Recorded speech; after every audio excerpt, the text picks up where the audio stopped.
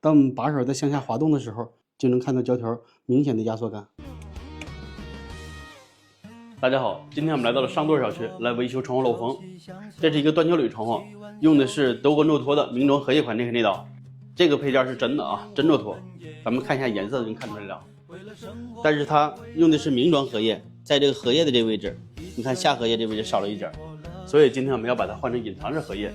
但是针对这种五金质量还比较好的，所以说我们只需要把这个上荷叶跟下荷叶给它换掉，再把密封条换一个整块就可以，不需要把把手跟侧面这些附件换掉。现在咱们开始施工啊。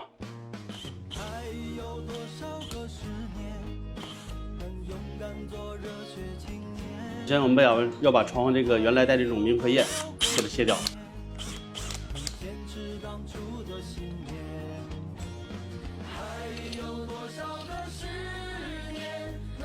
两个荷叶都拆掉之后，我们要把原来这个有断点的密封胶条给它拆掉。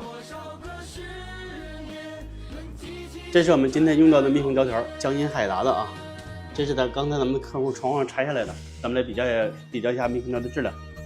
这是海达条，复合发泡的，柔软度特别好。这是原来刚才拆下来的，它不光是特别硬质量，而且还特别薄。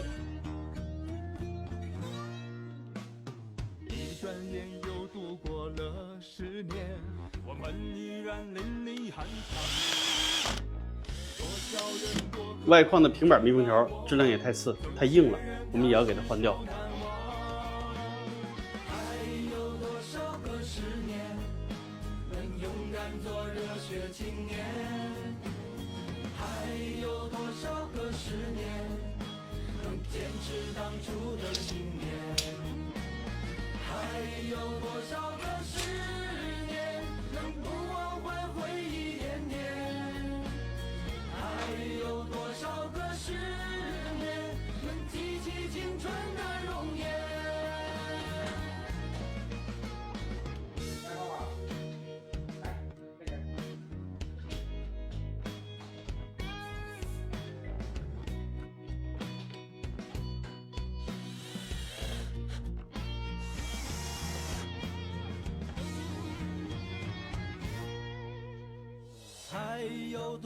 现在这扇窗户的改装咱们已经完成了啊，咱们看一下改完之后的效果。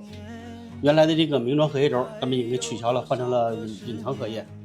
由于原来的五金件质量非常好，所以说咱们这个把手及其他的附件咱们没有更换，还用的原来的，只是把这个下侧与上侧的荷叶换成了隐藏的。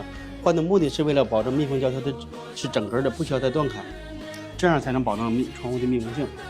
外框的密封胶条这个复合发泡的咱们也已经换好了，而且在两个荷叶的中间咱们安装了一个内导专用的后背锁，防止两个荷叶中间出漏风。咱们再来看一下这个咱们关窗户时候这个海达胶条的挤压程度啊。当我们把手在向下滑动的时候，就能看到这个胶条明显的压缩感。我们不光是给客户保留这个内开内导功能，而且给这个窗户用的是180度的隐藏荷叶。